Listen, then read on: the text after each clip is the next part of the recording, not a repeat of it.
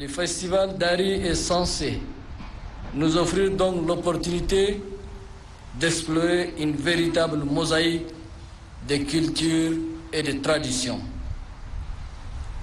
Il est également appelé à mettre en exergue nos énormes ressources dans la perspective de faire du secteur culturel et touristique un vecteur de développement socio-économique intégré et durable. Mesdames, Messieurs, chers festivaliers, chers frères et sœurs, la véritable richesse d'un peuple, c'est sa culture.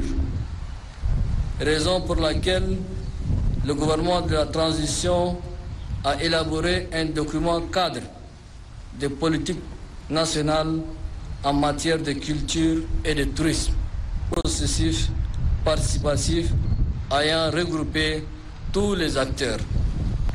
Cet instrument vise à préserver notre trésor commun dans sa réalité matérielle et immatérielle. Cultiver la diversité qui caractérise notre peuple et là pour fondement de faire de la culture une expression de la liberté et de la démocratie. Consolider l'unité nationale pour en faire un vecteur de développement et de coopération internationale pour les échanges culturels et touristiques.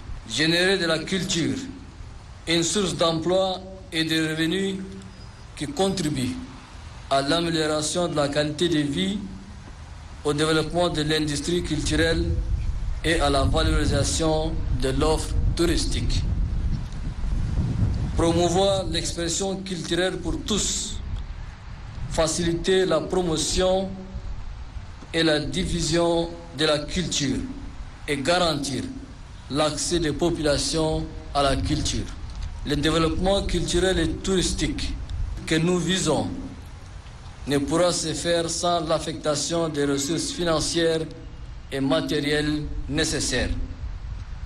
C'est pourquoi nous avons posé des actes concrets qui traduisent à suffisance notre attachement au développement de ce secteur prometteur, dont je cite l'affectation au ministère en charge de la culture, des arts et du tourisme, les ressources de la gestion de la cité de Suzanne Villa.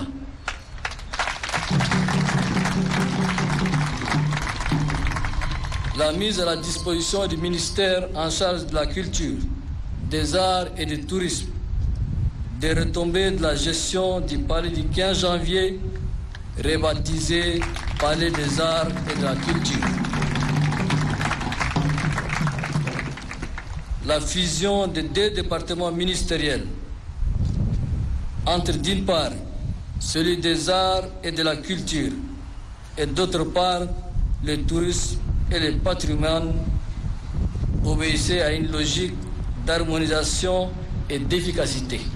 Le versement de 5 francs CFA sur chaque litre de carburant vendu par la raffinerie de Djarmaya